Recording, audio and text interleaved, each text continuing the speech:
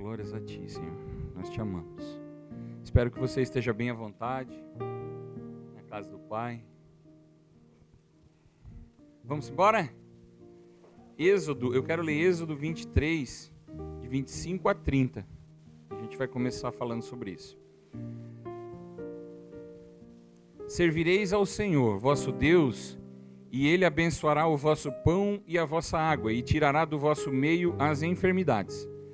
Na tua terra não haverá mulher que aborte, nem estéril. Completarei o número dos teus dias.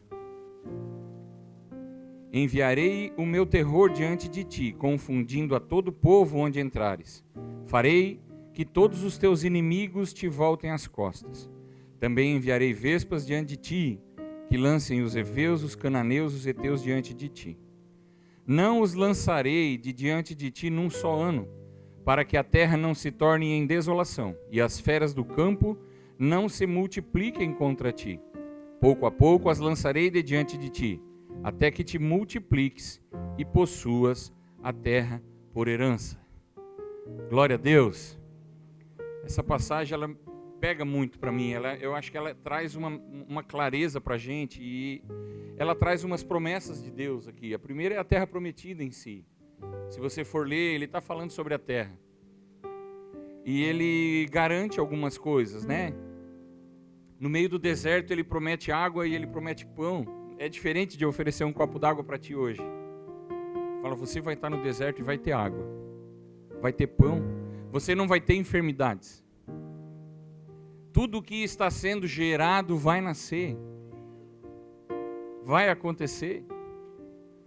E ele promete uma vida cheia de dias completos. A quantidade de dias que o Senhor determinou para eles. E eu tomo posse dessa palavra para nós. Nós iremos viver. E ele garante também ajuda nas nossas batalhas. Mas o que mais me chama a atenção, querido, é o verso 28 e 29. Porque ele fala assim: não vou lançar diante de ti num só ano todos os teus inimigos, para que a terra não se torne em desolação. Aos poucos eu vou lançando. Aos poucos eu vou tirando. E eu tomo essa palavra para mim, por quê? Porque muitas vezes a gente se converte, ou a gente se aproxima de Deus e a gente pensa, agora eu estou feito. Todos os meus problemas vão se acabar. Vou ficar mais jovem, né? Não vai ter mais ruga, não vai ter mais doença, não vai ter mais problema nenhum. Mas há uma palavra aqui que o Senhor está falando, ele falou assim, olha, eu te dei essa terra toda. Tudo isso vai ser teu. Porém, eu não vou tirar os teus inimigos, porque se eu tirar e você não tomar posse, você não tiver como estar nesse lugar, vai encher de espinho, vai encher de besta fera, vai ter um problema. Apesar da terra ser sua, você tem que ter capacidade de cuidar. Então o que ele está falando para nós é, existe uma promessa para nós. Existe uma palavra. Quem aqui já recebeu uma promessa do Senhor? Levante sua mão. Quem não levantou a sua mão, vem aqui na frente, nós vamos orar. Quem nunca levanta a mão, levanta a mão. Porque há uma promessa para nós, mas nós estamos numa cultura e muitas vezes nós somos muito imediatistas. E o Senhor trabalha com processos. Hebreus 11 fala que os heróis da fé nem viram a promessa se cumprir. Pela fé, Abel, pela fé, Abraão, pela fé, eles creem que vai acontecer, apesar de não verem com os olhos. Então, o que ele está falando para mim e para você hoje é assim, tudo aquilo que eu falei para você vai se cumprir. Agora, se eu tirar todos os problemas da sua frente agora, talvez eu traga mais problema para você. Então, muitas vezes a gente ora, Senhor, tira todos os problemas, todas as fraquezas, tudo da minha vida, faz aquela oração plena, né, completa, mas a vontade do Senhor é que você vá sendo preparado para ir tomando posse na terra. Imagina você ganhar um terrenão e o Senhor te dá uma tesoura de cortar grama. Você vai passar a vida inteira cortando a grama, quando chega lá está cheio de novo. Você está entendendo o que eu estou falando? Então ele começa a te falar sobre as coisas e ao mesmo tempo ele começa a te preparar para as coisas. As bênçãos, as promessas, as coisas que Deus tem para nós temos que nos preparar para recebê-las. Então ele fala assim, aos poucos eu vou tirando, fica tranquilo. Porque vamos falar sério, irmãos. Já pensou se nós não tivéssemos problema nenhum? E doença nenhuma, dinheiro sobrando, estava tudo certo. Será que nós o buscaríamos com a mesma intensidade?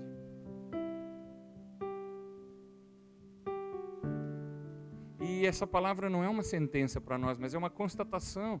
O mundo jaz no maligno. É uma luta para nos aproximarmos do Senhor, não é fácil. Se for fácil, depois você me ensina.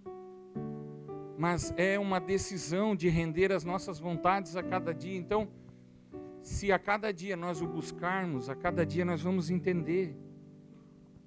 Logo a gente começa a entender aquela passagem, todas as coisas cooperam para o bem. Não é todas as coisas boas cooperam para o bem, são todas as coisas cooperam para o bem. E muitas vezes quando você chega num problema, numa dificuldade muito grande, você já foi capacitado pelas outras pedrinhas menores, é ou não é? Você está sendo preparado para algo maior. E Ele não é homem para que minta, a sua promessa está aí. Então cabe a nós como igreja nos prepararmos e entendermos como nós devemos estar para as promessas. O nosso fim a gente já sabe, nós estaremos com Ele para sempre. Ele já venceu. Glória a Deus.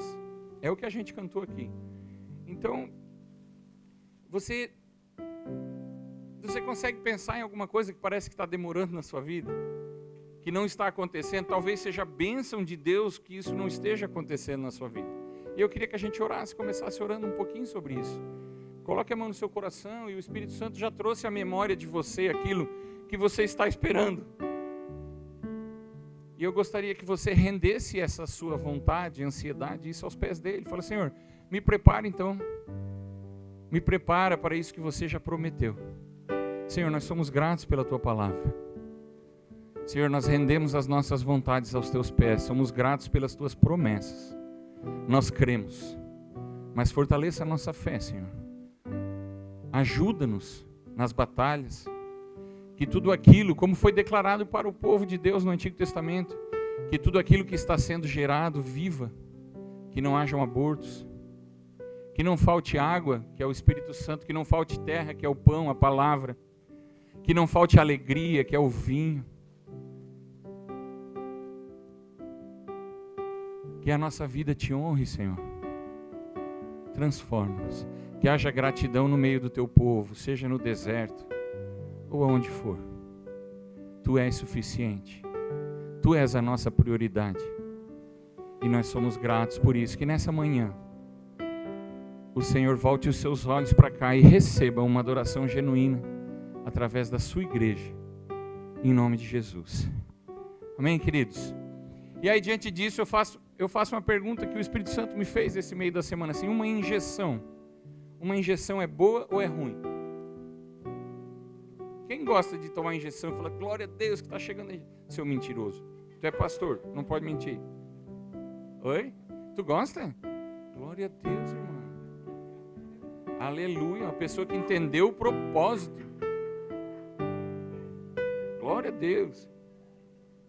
Se a gente entende que na hora que a gente vai tomar a injeção, a nossa vida não está resumida nesse momento. Porque se a gente achar que é muito ruim, mas se nós entendermos que se há uma injeção a ser tomada, é porque tem algo que está doente ou precisa ser reforçado. E depois dessa injeção haverá uma transformação, haverá algo que a gente vai viver mais saudável, mais pleno. A dor da injeção, ainda tem a dor, irmão, não vou dizer para você que não tem. Ainda tem a dor. Quem tomou já B12? É isso aí, glória a Deus, irmão. Ei, toma.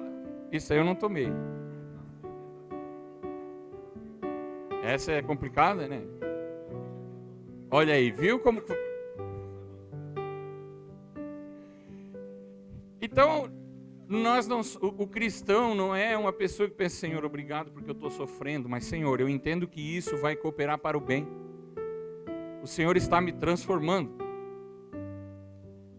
Logo, a didática do Senhor, o ensino, muitas vezes, para não dizer a maioria, é no deserto. É no deserto. Então, glória a Deus pelas injeções. Então, se a gente entende o porquê a gente precisa da injeção e o que vai acontecer depois de tomar a injeção, está tudo certo. Não tem problema. não significa que a gente vai lá ver o que tem de injeção para eu tomar. Não, deixa o Senhor dar a injeçãozinha em você, irmão. Né? A gente não procura isso. Mas nós entendemos e a gente começa a olhar de uma maneira diferente. Se a gente entende que a nossa vida é o Senhor a nos abençoar e a gente vir para o culto, quando vem uma palavra de realinhamento, uma palavra de ajuste, a gente toma por uma palavra forte, uma palavra malvada. O pastor era tão amoroso, agora ele está falando para a gente mudar. A palavra fala que o Senhor repreende aquele a quem Ele ama. E se nós entendemos que se está vindo algo para nos alinhar, é porque é necessário para o nosso bem, para que lá na frente a gente viva de maneira plena aquilo que o Senhor tem. Amém? Então é diferente, a gente começa a olhar de maneira diferente. Antes da gente entrar em janeiro, o Senhor veio... Eu falo para o pessoal da intercessão aqui, quando o Senhor às vezes fala algumas coisas, na hora a gente pensa em ficar feliz. E daí depois pensa, por que o Senhor está falando isso? Tipo, a pessoa chega, esforça-te, tem bom ânimo, aleluia, daí de repente pensa. Se Deus está falando que é para eu ter bom ânimo, vai acontecer alguma coisa que vai testar a minha vontade de estar animado, é ou não é? Então, quando a gente vem aqui e a gente está adorando e fala assim, tu és tudo que eu tenho, né? E aí depois acontece alguma coisa, fura o pneu, Senhor, o que está acontecendo? O inimigo está se levantando. Então, eu não te troco por nada. Não vou falar o resto que a gente cantou aqui, que senão eu quero ir para um lado alegrinho, glória a Deus. Mas então, antes de janeiro, o Senhor começou a falar para a gente assim, vai ser um janeiro meio complicado. Vai ser um janeiro aí meio movimentado. Teve troca de líderes, teve bastante mudança, né? Teve pessoas mudando de ministério e tal, e a gente fica assustado, é normal isso, porque assim, peraí, Senhor, né? O que está acontecendo? Nós ficamos um mês sem carro. 26 de janeiro o nosso carro quebrou, e nós pegamos sexta-feira à tarde ali. Ô glória, ô glória, glória pelos irmãos que deram carona, que prestaram o carro. Oi? O quê? 26 de dezembro. Vocês têm que ver o que eu penso, não o que eu falo.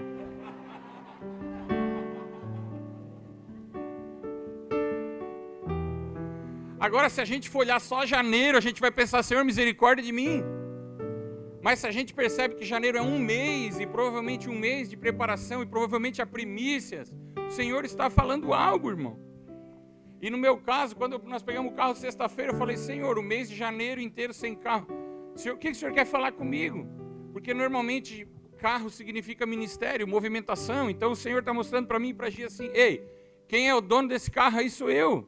Quem é o dono desse ministério sou eu. A tua mão está no volante, mas a direção sou eu que dou.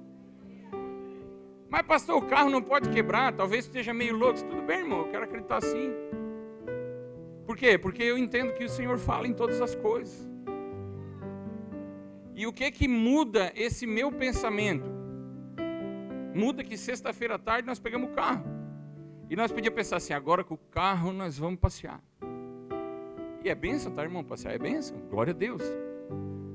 Mas eu falei, Senhor, se o Senhor está falando algo comigo através disso, eu vou para a igreja. E eu fiz uma vigília aqui de sexta para sábado, eu fiquei aqui agradecendo o Senhor. E, inclusive a Gi não quis ir com o carro ficou aqui comigo. Eu falei, Senhor, eu entendi, Senhor, o ministério é teu. Que eu não me preocupe com algumas coisas que é para estar na tua mão, que eu me preocupe com o que tem para mim fazer, para eu fazer, glória a Deus.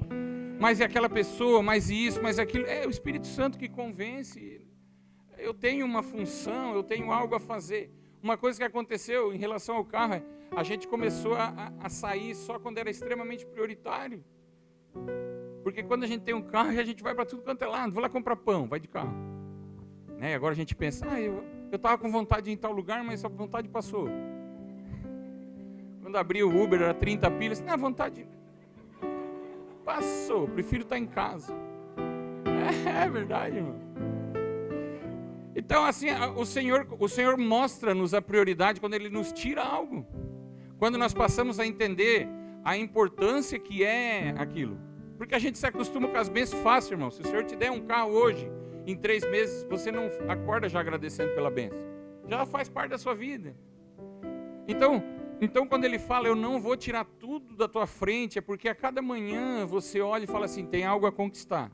Mas a gente se levanta a mão como Caleb, eu falo, meu vigor é como quando eu tinha 40 anos, porque o meu vigor vem de ti, eu estou conectado em ti, e eu vou conquistar aquilo que tu prometeu. Porque se você for ver, existe todas as promessas da terra no Antigo Testamento ali, no fim, quando eles chegaram e atravessaram e chegaram lá em Jericó, e Deus falou, e aí, Senhor, cadê as promessas? Agora vocês tomam? Ah, como assim? O Senhor não ia dar para nós? Não, eu vou te ajudar na batalha. Então a cada manhã a gente olha e fala, Senhor, o leão de hoje eu já entrego nas tuas mãos. É verdade ou não? Então as promessas de Deus, elas também servem para nos treinar, para nós entendermos que não é de graça. Glória a Deus.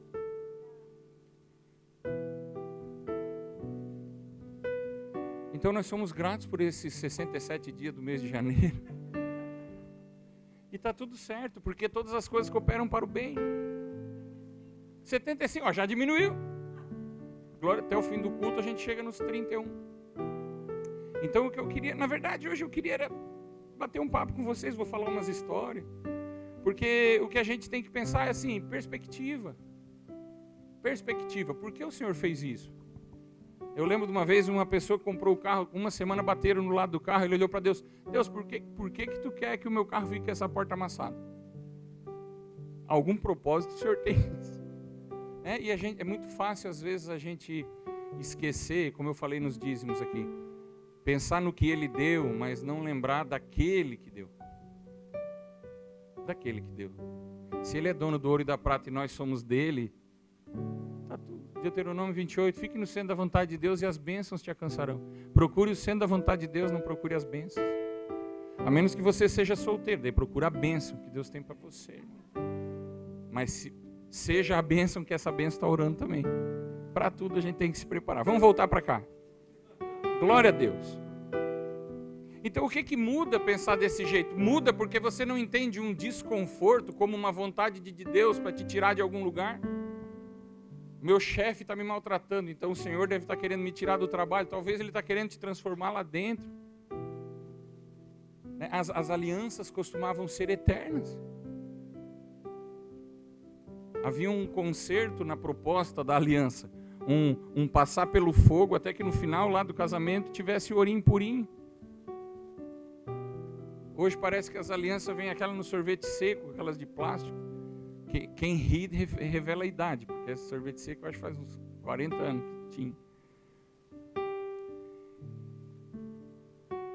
Então,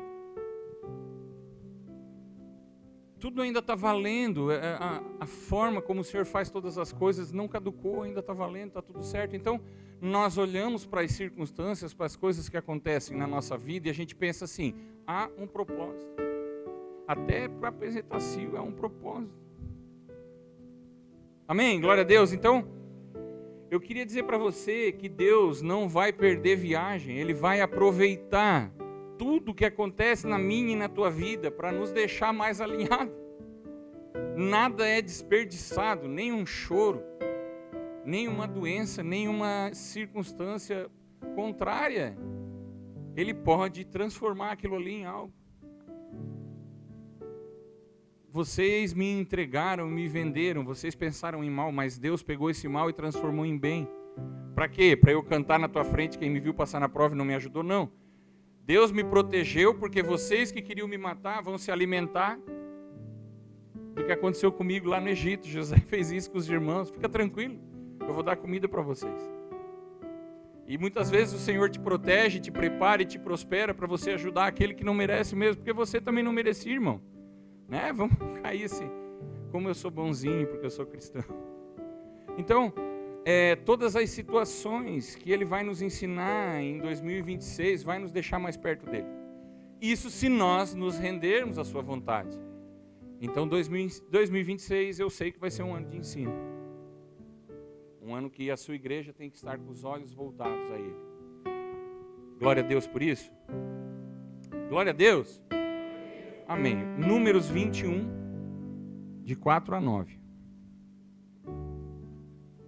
comecei o ano lendo o Antigo Testamento, irmão, daí tudo pro Antigo Testamento.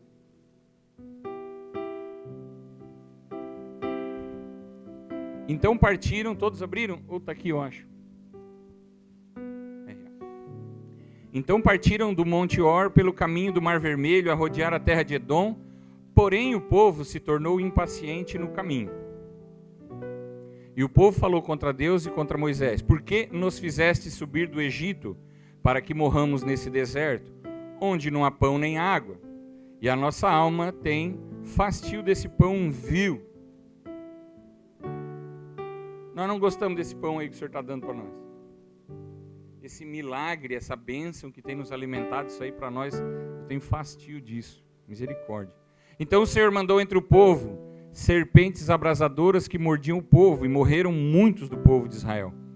Veio o povo a Moisés e disse: havemos pecado, porque temos falado contra o Senhor e contra ti. Ora ao Senhor, o que eles pediram? Ora ao Senhor, tira essas serpentes de perto de nós. Senhor, limpa o terreno.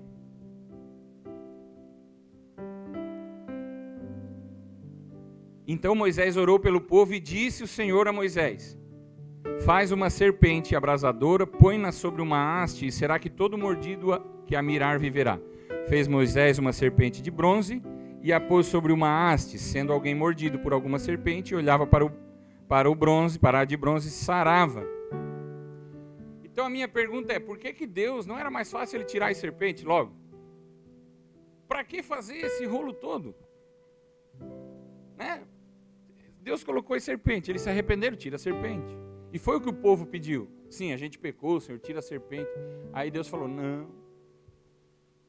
Você já se perguntou por que ele não tirou a serpente? Para que toda vez que alguém fosse mordido, reconhecesse que alguém que o salva. Se nós não tivermos um relacionamento diário com o Senhor, nós o esqueceremos. Nós não podemos romantizar achando que a gente vai passar sem ler, sem orar, sem meditar e a palavra vai estar aqui. Não é verdade, irmãos. Então o que o Senhor faz? Eu preciso, quando eu falo eu preciso, o Senhor não precisa de nada. Somos nós que precisamos. Eles precisam olhar para mim todo dia. Então a bênção não foi arrancar a serpente. Foi deixar a serpente mordendo o calcanhar dos filhos de Deus ali. Mas cada vez que acontecesse algo, eles falavam assim: eu só tenho um jeito de eu ser curado, é olhar para o Senhor. Olhar para a forma como o Senhor propôs que eu fosse curado. Então nós somos feitos, querido, para estar trabalhando, para estar avançando. Não tem assim, agora deu. Fechou, vou me aposentar de falar do Senhor. Vou me aposentar de ler. Não existe isso. E isso faz-se necessário que dia após dia nós estejamos o buscando e o procurando. Você entende isso? Glória a Deus. Eu tive uma aula de história da igreja essa semana. E eu achei muito interessante porque ele estava falando sobre o declínio espiritual da igreja. Declínio espiritual da igreja. Nesses 2000 anos de história, algo constante acontece, um ciclo. Que é um avivamento, um auge, um declínio e uma reforma. Avivamento, conversão geral, a maioria da cidade. Depois que chega no auge, o que acontece? Declínio. Até chegar uma hora que alguém faz uma reforma e volta. Então a reforma protestante foi uma das, teve várias. Mas o que me chama a atenção aqui é, o maior problema para a igreja não foi o declínio, porque o declínio levou a uma resposta. O maior problema da igreja foi o quê? Foi após o avivamento. Porque se chegar o dia, em nome de Jesus vai chegar, que 90% de Joinville seja de Jesus, 100% de Joinville seja de Jesus, toda a nossa família, toda a nossa casa, e a gente não entender a função da injeção, a gente não entender por que isso aconteceu, a gente vai parar de evangelizar, porque não tem mais ninguém para evangelizar. Se não tem mais ninguém para evangelizar, não preciso mais orar pela minha família, porque ela já está toda ganha. Eu não oro mais pelo meu emprego porque eu tenho um emprego bom. Porque na nossa mente, se tem sobrando, a gente está abençoado. Se tem sobrando, está certo. Então o maior problema da igreja foi a falta de perseguição. Foi a falta de problemas. O maior problema é a ausência de problema. Filosofei agora. Ah, pastor, então o pastor quer dizer que a gente tem que orar para que não cresça? Não, a gente tem que orar para entender por que o Senhor quer que haja o 100% de cristão em Joinville. Porque a bênção final não é a salvação, mas é a manifestação de Deus através de nós. A aparência de Cristo vista em nós. Nós estamos acostumados a ter um problema para resolver. E isso precisa sair, ser arrancado da nossa mente. Porque quando a gente está de férias, com dinheiro no banco, tudo sobrando, ninguém à nossa volta está com problema, a gente pensa, opa, posso descansar. Sabe quando acontece a maior parte dos acidentes de trânsito? Perto da sua casa, perto da nossa casa. Porque a hora que a gente relaxa, eu já conheço essa estrada, já estou chegando, já estou de boa. Falsas linhas de chegada, a nossa linha de chegada é o que Cristo falou, está consumado. Morri, ressuscitei. Você está entendendo? A Gi pregou uma vez aqui sobre falsas linhas de chegada, porque o inimigo muitas vezes ele não nos amarra, ele nos empurra para frente. Então que a igreja venha a crescer, o pessoal venha a se converter, mas que a gente saiba que tem algo a fazer além disso. Há algo maior, entenda o que eu estou falando, há algo maior do que a salvação na nossa vida. Mas é óbvio que a gente lendo a palavra, Cristo nos salvou. Para a nossa vida é tudo que Deus precisa dar para nós. Mas Ele nos salvou para alguma coisa. Logo, a salvação na nossa vida tem uma função. Você está entendendo? Glória a Deus. Então é isso. Josué 23.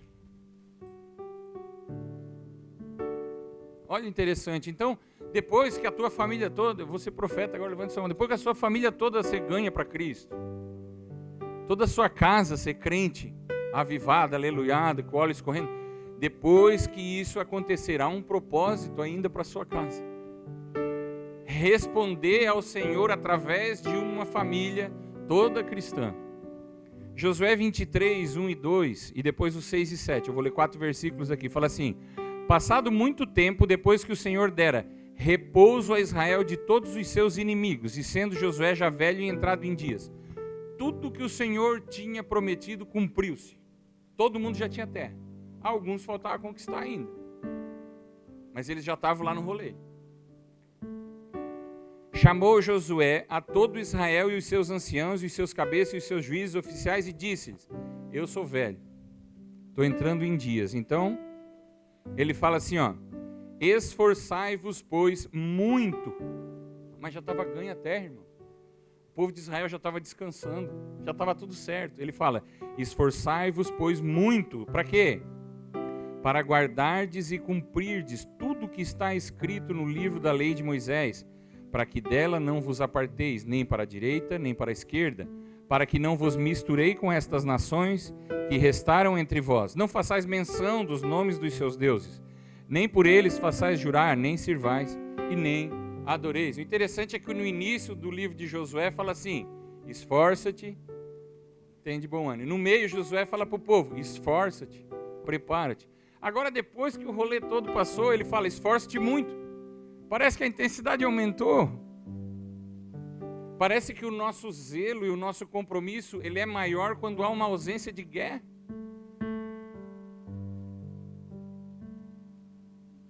Dois tempos de 45 minutos num jogo de futebol refletem semanas de treino, preparação.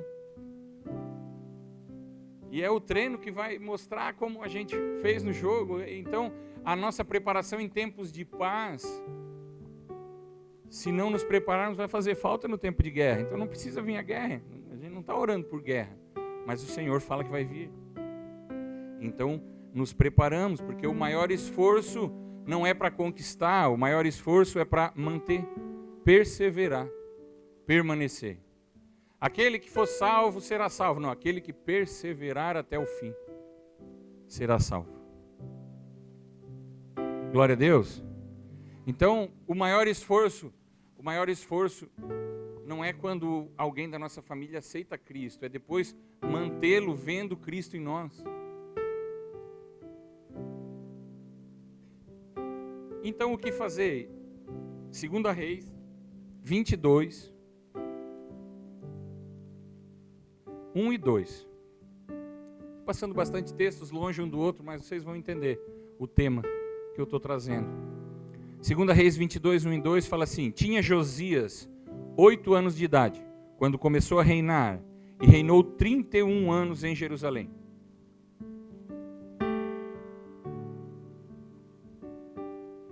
Sua mãe se chamava Gedida e era filha de Adaías, de Boscate.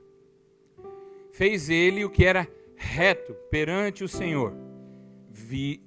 Andou em todo o caminho de Davi, seu pai, e não se desviou nem para a direita e nem para a esquerda. Esse era Josias com 8 anos. 2 Reis 23, 25 fala: antes dele não houve rei que lhe fosse semelhante, que se convertesse ao Senhor de todo o coração, de toda a sua alma, de todas as suas forças, segundo toda a lei de Moisés. E depois dele, nunca se levantou rei igual. Vocês já ouviram falar de Josias? O melhor rei de Israel.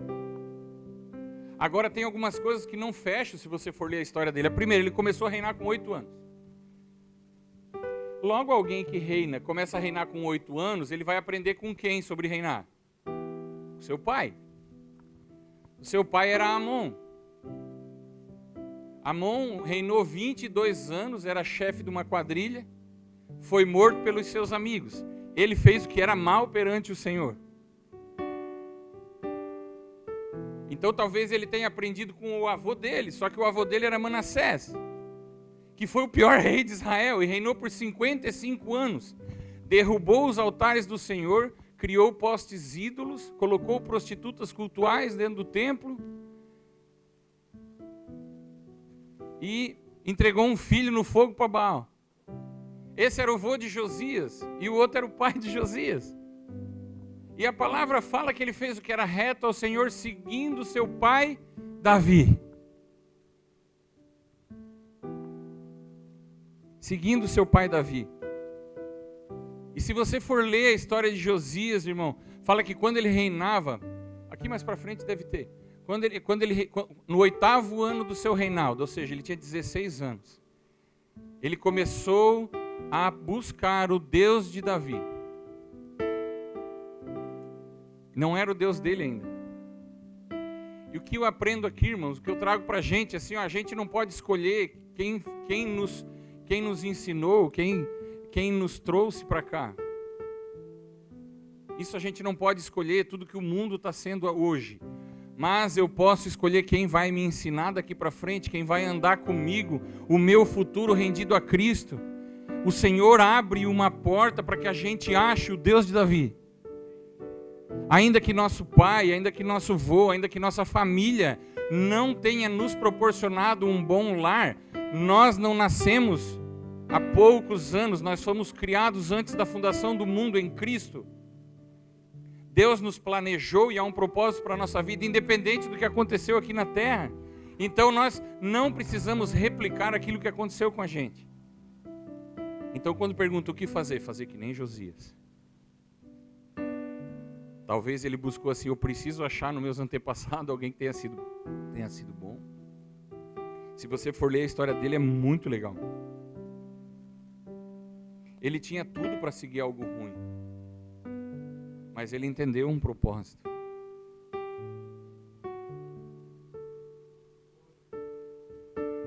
Ele repara o templo, ele acha o livro da lei, rasga as vestes. Antes dele, Moisés não fez Páscoa, irmão. Ele foi o primeiro que fez a Páscoa depois que o pessoal saiu do Egito, irmão. Vamos pensar que, claro, que Cristo é a nossa Páscoa, mas a gente vai fazer a ceia hoje porque teve uma pessoa lá que se posicionou e falou assim, ó, se ele está falando que é para fazer a Páscoa, eu vou fazer. Ele tirou os altares ídolos, ele fez uma reforma, foi a primeira ou a segunda reforma, a do rei Josias, e eu não sei Eu não sei você, mas isso na minha mente me liberta de tudo aquilo que o diabo possa ter me atrapalhado daqui para trás, de tudo aquilo que um pai, um avô, um professor, um tio possa ter feito de errado para mim, porque eu estou hoje conectado no Senhor. E eu não sei o que aconteceu com você até agora, o que você culpa, ou o que você entende que te limita a seguir daqui para frente. Eu quero te dizer que se você olhar para trás, buscar o Deus de Davi, buscar o seu Deus, Ele vai lhe ensinar, Ele vai lhe ministrar. Glória a Deus por isso. Tinha que ter mais glória a Deus, irmão. Obrigado, fico mais feliz. Mas o pessoal fala que nós somos a soma, quem falou foi Humberto ainda antes, nós somos a soma das 5 pessoas da nossa volta, né? É isso? Então o meio nos muda, se a gente estiver olhando para o meio. Então a primeira coisa que eu penso é, eu vou pegar 5 pessoas à minha volta que me levem para Cristo. Amém? Glória a Deus. Então você vai orar pelo seu amigo incircunciso e desviado, vai chamar ele para tomar café na sua casa, vai, mas ele não vai te transformar, ele não vai te definir, porque você está com os olhos voltados para o Deus de Davi, e é Ele que vai nos transformar. Todas as promessas que o Senhor colocou no nosso coração, Ele vai proporcionar uma forma de que se faça, mas nós temos que nos preparar, a gente tem que se posicionar e falar assim, não é isso que eu quero, irmãos. Amém? Glória a Deus. Então, se nós somos o produto do meio, quem nós vamos seguir? Quem está nos moldando durante a semana? É o Instagram? É a pessoa que trabalha com a gente?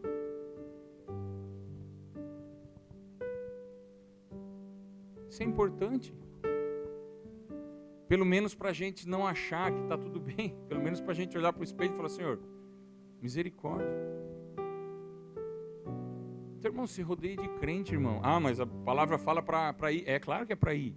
Mas você tem que ir firme, sabendo o que você vai fazer lá fora. Porque tem grupo de evangelistas que vai e metade já não volta, irmão. Estou falando uma mentira, não? Não, irmãos.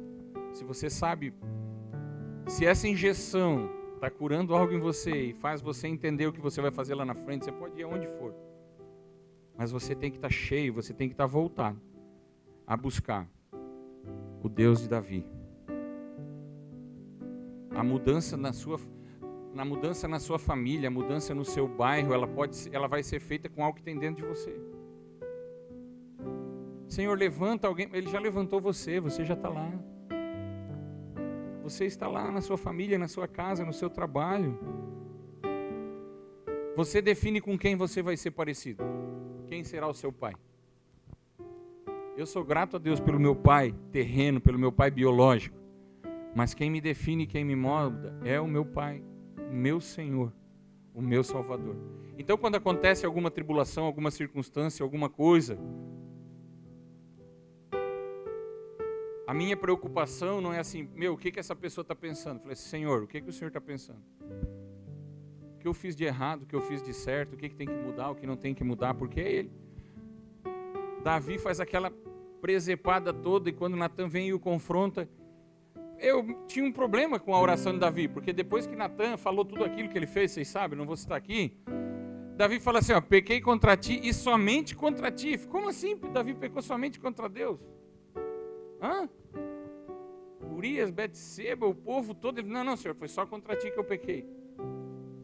É estranho isso, né?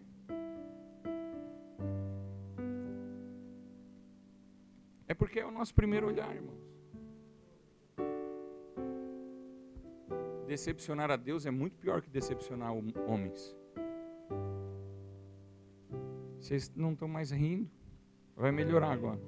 Então, se a gente canta que os pensamentos deles nos definem, está tranquilo, está de boa. 2 Reis 22, 19.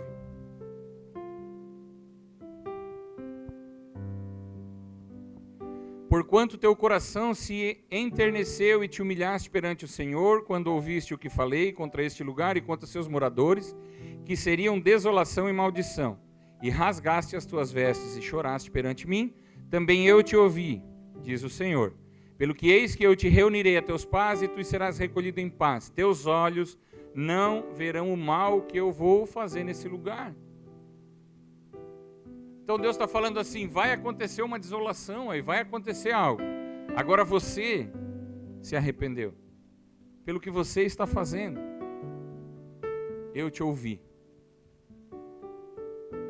Você não vai ver o que eu tenho a fazer nesse lugar. Então aqui ele não estava olhando para o que estava acontecendo e aquilo ali não estava definindo ele, mas ele estava transformando o que iria acontecer. A resposta para Joinville está aqui dentro. Porque nós estamos olhando para aquele que pode transformar. Nós não estamos olhando para tudo que está acontecendo. Nós somos uma resposta para tudo que está acontecendo. Não é aquilo que está acontecendo vai nos transformar. Nós temos a resposta. Glória a Deus por isso. Então, eu tenho algo de mim que vai ser a resposta, a transformação dessa geração, irmãos. Você tem isso. O Senhor pode, através de ti, restaurar os altares da tua casa, a adoração no teu bairro, o amor pela cidade. Basta que a gente ache o livro da lei e decide voltar a comemorar as suas festas, rasgar as nossas vestes, para que nós sejamos conhecidos como nosso Pai e que o nosso Deus seja o Deus de Davi. Porém, lá na frente, e eu vou passar rapidamente, 2 Crônicas 34, 3, fala que ele começou a buscar o Deus de Davi. Então ele deve ter ido ler Salmos, ele deve ter ido entender o que Davi fez. E daí fala assim, o Senhor de Davi. Só que lá mais para frente, no verso 8, ele fala assim, ele reparou a casa do Senhor, seu Deus. Chega uma hora que ele não é mais o Deus do teu pai. Ele é o teu Deus. Chega uma hora em que ele não é mais o protetor daquele que te ensina, ele é o teu protetor. Chega uma hora em que você já está conectado com ele. E lá no fim, quando ele te recolher em paz, paz não é ausência de guerra. Quando ele te recolher com os teus dias completos, com a casa ganha para Cristo, ele vai te recolher em paz. E você vai ser chamado Filho de Deus. Amém? Glória a Deus. Ficou melhor, né?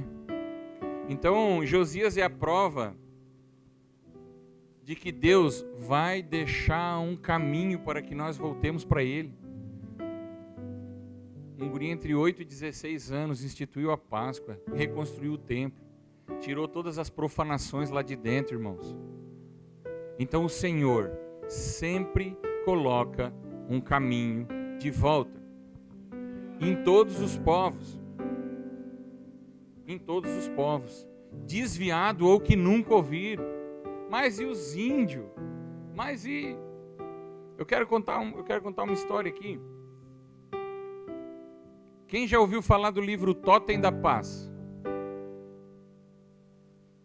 Alguns já ouviram falar. Eu vou contar rapidamente aqui. Don Richardson. Don Richardson, ele foi para uma tribo, lá em Papua Nova Guiné. O nome da tribo era o Issaui. E ele foi lá e ele foi falar sobre Cristo. E quando ele começou a contar sobre Cristo, o pessoal recebeu ele. O pessoal estava ouvindo e tudo e tal. Chegou numa hora que ele falou que Jesus foi traído por Judas e tal. Quando terminou, o pessoal falou assim, boa essa história. Que legal que tu contou. Meu filho vai nascer semana que vem, ou na outra semana, minha mulher está grávida, eu vou botar o nome de Judas nele. Ele falou, como assim? Porque lá tinha duas tribos que lutavam entre si. E eles eram conhecidos por ser traíra, irmão. Então eles levantavam a bandeirinha de paz, quando o pessoal vinha, eles matavam. Então lá, para ser um bom guerreiro, tinha que ser um traidor. Era uma qualidade daquele pessoal. E ele ficou muito desanimado. Ele falou: Senhor, eu vim aqui para te evangelizar, estou desviando mais ainda. O próximo que vir vai ter que falar o quê para acontecer isso? E estava ali. E muita gente morria de uma tribo e da outra. E ele falando com o pessoal, ela falou: mas não tem como ter uma paz? Não tem, porque ninguém acredita. Não, mas se alguém for falar, não acredita. Não, mas se vocês fizerem isso, eles não acreditam. Eles acham que é emboscada e nós achamos também. Um não acredita no outro e tal. Aí uma pessoa lá falou assim: a única forma de ter paz é o totem da paz. A única forma de não ter mais guerra. Daí ele falou: o que é isso? É se você pega uma criança e leva para outra tribo. Tipo assim, essa criança vocês vão ensinar, tá aqui. E aí eles vão pensar: se eles tragam alguém da tribo deles e entregam para nós, eles não vão matar a gente, porque nós vamos ensinar essa criança. E quando se entrega uma criança que não tem culpa nenhuma para outra tribo, a guerra cessa. E aí ele falou assim: ó, vamos levar uma criança. E uma pessoa falou assim: vamos levar. Só que a mulher não concordou com o cara. E o cara estava levando a criança, ele, o Don Richardson, o pai e a mãe vinham atrás chorando. Meu filho não e tal. E a outra tribo viu aquilo. E ela falou assim: não, verdadeiramente eles querem paz. Porque eles estão entregando uma criança. E aí aconteceu aquilo ali, e o Don Richardson voltando, falou assim: bom, pelo menos, né, teve paz e tal. E o Espírito Santo falou assim: hoje tu vai pregar de novo. Tu vai apresentar Jesus, o totem da paz.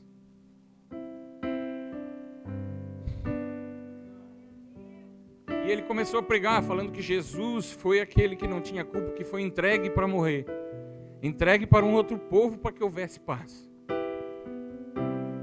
E quando ele falou que Jesus era o totem da paz, o pessoal falou assim: por que tu não falou que ele era um totem? Porque agora Judas entregou um totem. E um totem não se entrega, aquilo que é oferecido pela paz, não se entrega mais. Não vai ter mais Judas no nome do meu filho.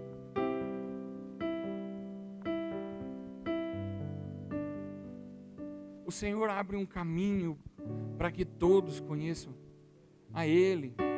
Há um caminho aberto, ainda está, a salvação ainda está proposta a todos. Nós fomos chamados para apresentar o totem da paz. O Senhor da guerra, Ele vem, irmão. Que vem.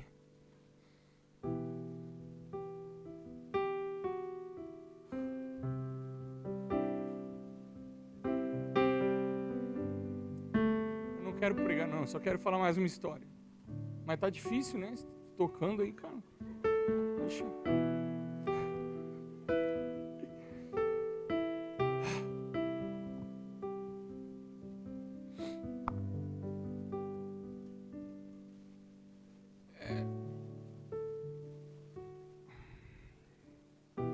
Cidade de Atenas.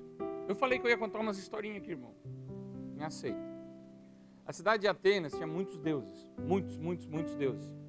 E começou a ter uma pandemia lá. E eles começaram a oferecer sacrifício a vários deuses. E não adiantava, não cessava. E eles, o que a gente faz e tal? Não dava jeito. Eles chamaram um filósofo muito conhecido. Se você for procurar na história, essa história deve estar até no YouTube. Um tal de Epimênides. Ele era filósofo, o pessoal chamava ele de profeta. E eles chamaram ele assim: ajuda a gente. Daí eles falaram, ele falou: o que vocês fizeram? Assim, ó, a gente já adorou tudo que é Deus que a gente conhece. O que a gente faz? Ele falou assim: eu acho que vocês deviam fazer agora um altar e oferecer a esse Deus que vocês não sabem qual é. E aí eles fizeram um altar, sacrificaram, ofereceram e tal e coisa, e a pandemia cessou. E eles falaram para esse Epimênides, que era muito inteligente, falou assim: tá, e agora, como que a gente bota o nome nesse altar? Aí ele fala assim: parece coerente que se ele aceitou as ofertas de vocês, sem vocês descobrir o nome, nós não vamos botar um nome. Bota Deus desconhecido. E lá ficou o Deus desconhecido. E aí, meus irmãos, séculos depois, chega um evangelista, chega um apóstolo lá. E ele fala, Atos 17, eu vou ler a Bíblia, né? Atos 17, 22, 23. Então Paulo, levantando-se no meio do aerópago, disse: senhores atenienses, eu vejo que vocês são bastante religiosos. Porque passando e observando o objeto dos cultos, eu encontrei um altar que está escrito ao Deus desconhecido. Então, esse Deus desconhecido que eu vim apresentar a vocês. E aí eu não sei, irmãos. Está difícil hoje. Eu não sei, irmão, se Deus colocou no coração de Epimênides preparar esse altar lá, ou se Deus colocou no coração de Paulo a inteligência de entender o que estava sendo construído. O que eu sei é que todas as coisas cooperam para o bem. Se nós pararmos de olhar para os nossos problemas e olhar uma oportunidade de utilizar o que Deus fez lá fora para apresentar Cristo de toda maneira que for possível. Porque eu não sei você, mas na minha Bíblia diz que Deus criou todas as coisas. Paulo falou assim, está vendo esse Deus desconhecido de vocês? É esse Deus que eu vim apresentar. É o mesmo Deus que é o meu Deus. Não é o teu trabalho que te afasta de Deus. Mas talvez a nossa religiosidade está afastando as pessoas que trabalham com a gente de Deus. Porque a gente fala, é alguma coisa que não foi ouvida na igreja, está amarrado. O Senhor criou todas as coisas. Leia um livro, Fator Melquisedeque.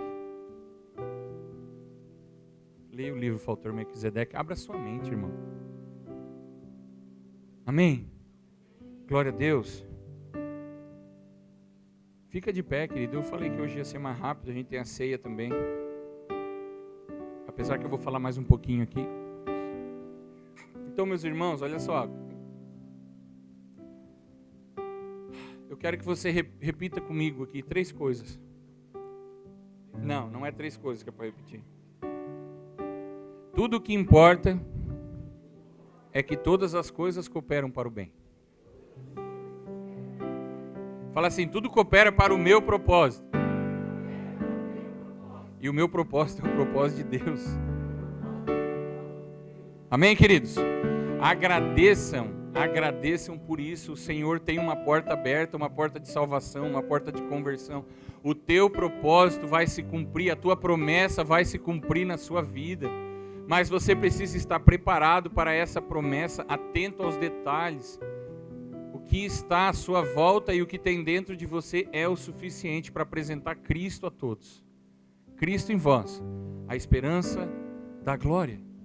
Cristo em vós, a esperança da glória. Não é Cristo no pastor, a esperança da glória, é Cristo em vós, a esperança da glória. Amém? Feche seus olhos, vamos orar um pouquinho, queridos. Senhor, nós somos gratos, Pai. Nós somos gratos pela Tua palavra, nós somos gratos por tudo que o Senhor criou.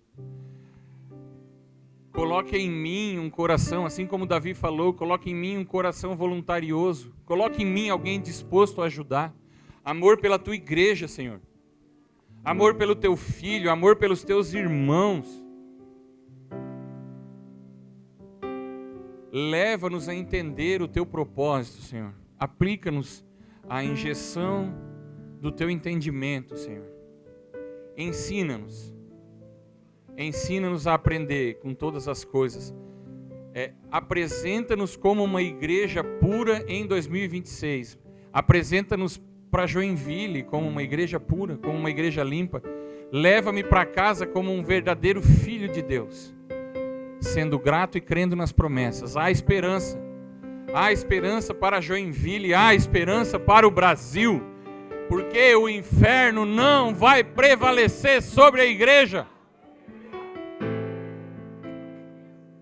Nós estamos clamando, Maranata, vem, Senhor Jesus. Mas nós estamos apressando a sua volta, sendo uma igreja santa e piedosa. Gera-nos, Pai, gera em nós a vontade de mostrar a Ti para todos. Volta os seus olhos para nós, Senhor. Capacita-nos. Querido, não deixa só eu falar, declare, irmão, sobre o teu problema, sobre a tua fraqueza. Mostra para ele o tamanho do teu Deus. Prega para ele, ministra para a sua alma agora. Glória a Deus. Glória a Deus, Senhor. Faze-nos como Josias, Senhor. Que nós sejamos conhecidos por buscar e apresentar o nosso Pai, o nosso Deus. Em nome de Jesus, transforma-nos a nós e a nossa casa. Como primícia, nós entregamos as nossas vontades no teu altar, nos teus pés. Tomamos a tua vontade sobre nós, em nome de Jesus. Amém, queridos?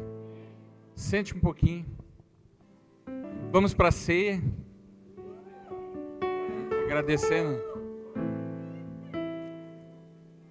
Agradecendo como memória que Josias fez na restauração da Páscoa, mas fazendo em obediência ao nosso Senhor.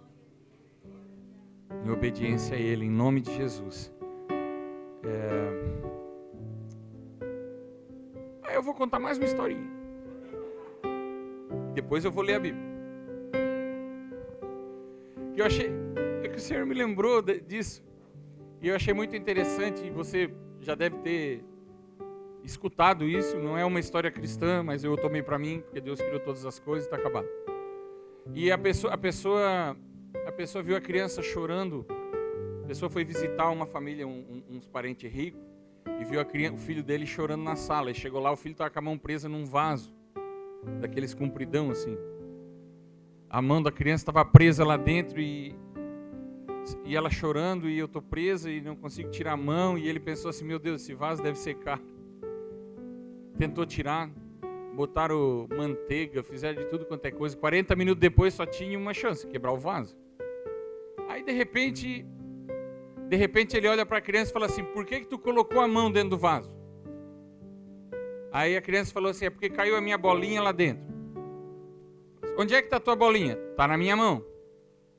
Solta a bolinha, que a tua mão vai sair. Eu não vou soltar a bolinha, porque a bolinha é minha. Se tu soltar a bolinha, eu te dou outra bolinha, ou a gente vira o vaso e pega a bolinha. Não, eu não vou soltar a bolinha. Não, solta a bolinha que eu te compro outra bolinha melhor. Ele soltou a bolinha e a mão saiu. A mão não estava saindo porque ele estava segurando aquela bolinha. E aí, como nós estamos bem chorão hoje, esse momento de ceia é para você entregar, larga aquilo que, na verdade, aquilo que está te prendendo é tu que está segurando. Se liberta. Solta aquilo que você está segurando, porque o Senhor tem algo melhor. Então fazer parte da ceia não é porque você é bom, mas é porque Ele está te convidando a viver uma liberdade. A gente não faz a ceia porque nós não temos pecado. A gente faz a ceia em memória daquele que não tem pecado. Porque Ele mandou, é uma ordenança. Mas eu não estou me sentindo muito bem hoje, eu não vou fazer a ceia. Tudo bem, irmãos, mas você precisa, porque é uma ordem. Amém? E outra coisa que você sabe que a gente faz é que a gente não nega. Porque a palavra fala, examine um homem a si mesmo.